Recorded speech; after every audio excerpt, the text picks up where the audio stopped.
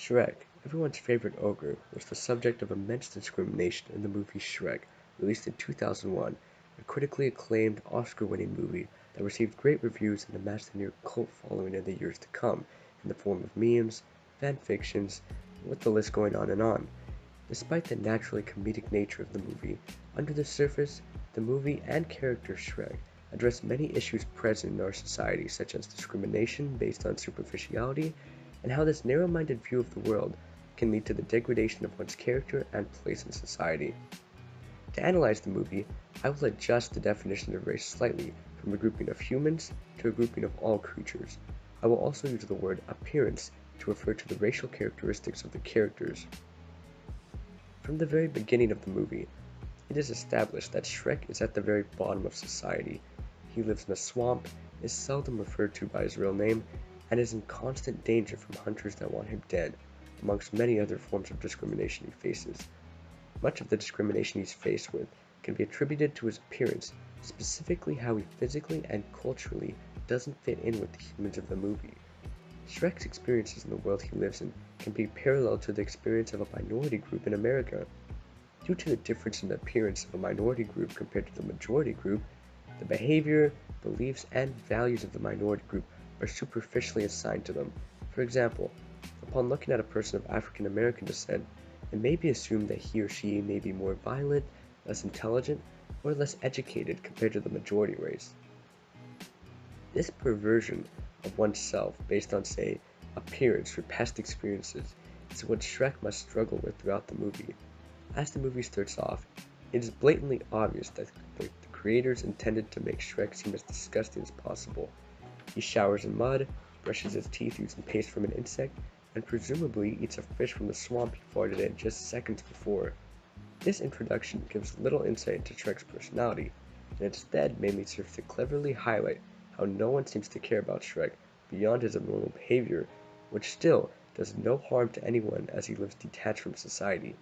Furthermore, when the mob of people comes to his swamp in an attempt to kill him, he rolls his eyes, suggesting that this discrimination occurs so often and so aggressively that he has become used to it. He even seems to derive joy out of the whole ordeal, which is in direct contradiction to what he says later in the movie. Ogres are like onions. They stink? Yes. No. Oh, they make you cry? No. Oh, you leave them out in the sun, they get all brown, start sprouting little white hairs. No. Layers. Onions have layers. Ogres have layers. Onions have layers. You get it. We both have layers. By comparing himself and other ogres to onions, he reveals his true feelings to the fact that the discrimination may have had a greater effect than what was previously thought. However, his desire for the humans to judge him based on his personality falls upon deaf ears. As the movie continues, Shrek and the other magical creatures are referred to with spite and disdain. A less extreme, but still fitting parallel is Po from the movie Kung Fu Panda. Similarly to Shrek, he is looked down upon and isn't really expected to accomplish much. Although it isn't as intense as the discrimination faced by Shrek, it still serves to highlight society's bias towards someone based on race. However, in the movie Kung Fu Panda, Po, despite his appearance and reputation, puts in the work to become the Dragon Warrior, holding his own against the villain Tai Lung and surprising even the more skilled warriors in the movie. Now, let's move back to Shrek. He also raised himself up past his race and the associations with it during multiple occasions in the movie, each time making society more accepting of him and the other creatures.